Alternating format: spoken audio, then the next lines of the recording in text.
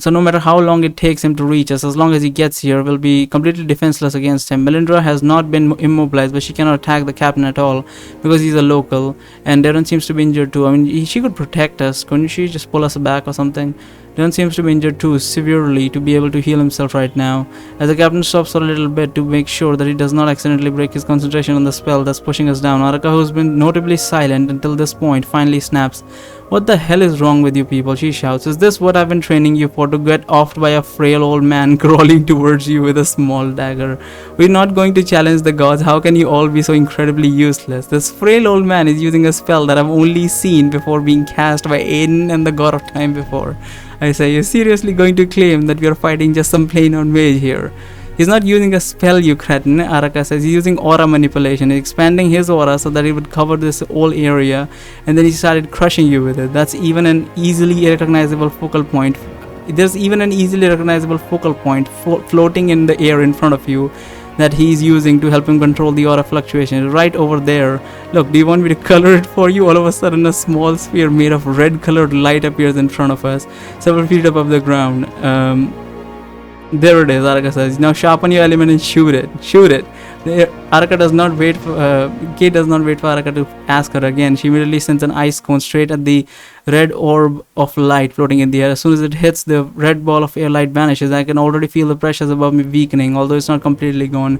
Leela is the first one who managed to break herself free from the invisible force, pushing her down. She immediately starts putting pressure on the captain again, as the rest of us are still trying to get back up. Just as we were about to break ourselves free as well, we feel the air becoming heavier above us once more, and we get pushed against the ground.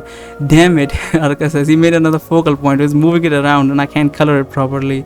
This would be so much easier if numbskulls could see it for yourself. But at least the mute girl is still in the fight, so our efforts weren't completely wasted. While Layla is fighting the captain, we can feel the invisible force above us becoming weak and then powerful again as the old man is struggling to maintain his concentration. In the meantime, Hardwick and Gontok are still fighting. It looks like Gontok is winning again, but the fight does seem to be more evenly matched this time around. As we are all still trying to raise ourselves up from the ground, we suddenly hear an explosion coming from the holographic screen where the ceremony was still being displayed. "What was that?" the King of All Enders says in a slightly panicked tone. "Where did the explosion come from?" It sounded like it came from inside this very building, my lord," the high priest says. "By the gods," the king said, "that this must be related to the great challenge that our creator said we would be facing soon." "Actually, this isn't," Aiden begins to say, but the king interrupts him. "Do not worry, creator," the king says. "We will show you that our kingdom is strong enough to face any danger. In fact, I will call upon my most skilled guards so that this problem will be solved as quickly as possible. You see, I have this device here in my pocket that I'm to use only in case of emergency, and as soon as I press on this button, all the royal guards will be teleported near my position." "No," Gontok says in disbelief. "He wouldn't interrupt the transmission," the king says as he presses the button on his device. "We'll have to resume the ceremony at some other time." As the big holographic screen slowly disappears, the three royal guards are all being enveloped by a white light, which means that they're only seconds away from being teleported out of the area. "Damn it," Gontok says as the white light surrounding him is becoming more intense. "You stupid king, I can't believe." Before the giant gets to finish his sentence, he and the two other guards all get teleported away from us. As a result, the invisible force that has been pinning us to the ground finally disappears. As we get up, Hardwick begins to walk towards us, and then when he approaches us, we see that he's full of bruises and one of his cheek is red and swollen. "So," Hardwick says, "an explosion, huh? I wonder what that was all about." If someone else is also trying to assassinate the king. Maybe Aiden tried to mess with the king to see how to react. I highly doubt it. Maybe it was just a defective device and the king teleported the guard for nothing. Maybe it was Layla's father creating a distraction or something. Maybe just a defective device and the king teleported to the guards for nothing. Hardwick says, "I could totally see that happening. I wonder what face Gontok would make when he realized that he was summoned there for something so trivial." "We shouldn't stay here for too long," Darren says as he grabs his sword from the ground and then starts slowly limping towards us. "Even if the royal guards are gone, the regular city guards could still be arriving at any minute.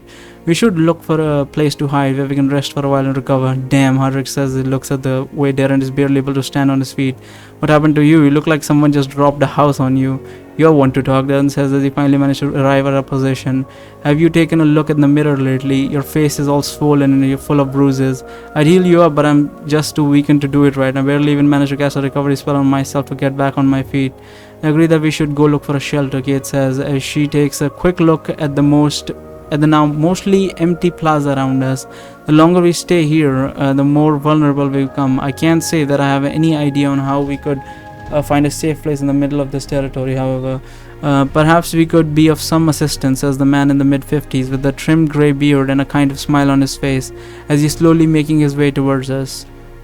Perhaps we could be of some assistance, okay? The man appears to be wearing some kind of a lab coat. He's coming from one of the, I'm guessing this is Layla's father.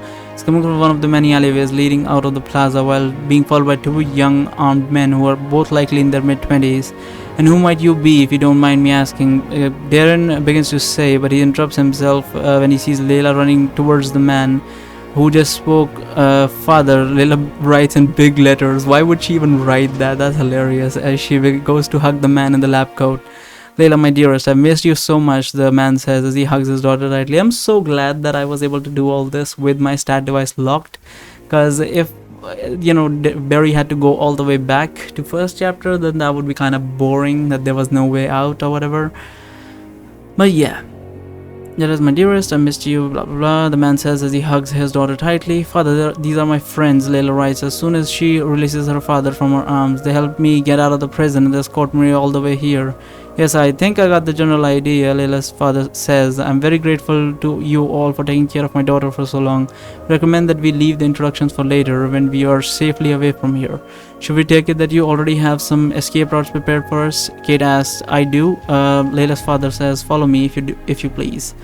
We all exchange a few looks, then we follow Layla and her father as well as his two bodyguards into a narrow alleyway they came from. Layla's father then pulls the transceiver out of his lab coat and immediately begins speaking into it. Barry, can you hear me? Layla's father says. Not again, I say, as Hadrick and Araka both start laughing in the background. I don't get it. What's the joke? Barry, Layla's father shouts into the transceiver again as Hadrick and Araka laughs intensively. Please wait a moment, Layla's father tells us. I'm having a bit of a trouble reaching one of my companions due to, because his companion is also named Barry. Very funny. I'm having a bit of trouble reaching one of my companions due to the thick layer of ceridium. That, I'm sorry, is something wrong? Don't mind us, Hadrick says as he struggles to stop himself from laughing. He's just laughing because our friend over here is also named Barry, and this isn't the first time we've met somebody else with this name. With his name in the course of our journeys. Layla's father, understand now. Don't let it get to you, my friend. I think Barry is a wonderful name. Hey, thanks, Doc. We hear a voice coming from the transceiver. Why are you bringing this all of a sudden? I wasn't talking to you, Layla's father says as he puts the transceiver next to his mouth again. I was speaking with another Barry, which, you know what, never mind that. Do you think you can teleport us safely? Can you tell where we are from the signal of the transceiver? Yeah, I can get a good reading on you. The voice on the transceiver says, should I teleport you right now? Yes, Layla's father said, but make sure you transport all of us. We wouldn't want anyone to get left behind. Roger that, the voice from the transceiver says. Here we go. As soon as the voice stops talking, we all feel ourselves getting teleported out the alley as a white light begins to envelop us. A few moments later, we find ourselves standing in the middle of a dimly lit cave in which the only source of light we have are some glowing blue crystals embedded into the wall. Upon looking around myself, I realized that the walls and the high ceilings are all made of ceridium, and there are also some peculiar looking plants growing in the cave, which can probably only be found in underground places such as this. The man named Barry that Layla's father was talking to earlier is standing behind some sort of metal desk, several buttons on it, and behind him there is a very big metal device with many lights of different colors illuminating it, which I can only assure is the teleporter that was used to transport us here. I did hear that Varathians had access to technology such as this. I'm pretty sure that it is through the use of one such device that we were brought to here to this continent, but this is my first time I've had the chance of seeing one up close. Thank you, Barry, for bringing us here, Layla's father says to the man behind the desk. You're welcome, Doc. The man behind the desk says, but who are these people? Friends of yours? This is my daughter, Layla. Layla's father says as he points towards. I believe I've already spoken to you about her on several occasions. There are Layla's friends who helped her reach Orlando. Sadly, I haven't had the time to learn their names yet. Layla, could you please introduce us? Laura nods and she displays each of our names above our head written in usual blue writing. Pleased to meet you all. Layla's father said, I'm Raidzek. These two beside me are Peter, Albert. The man over there by the name desk is Barry, as you already know.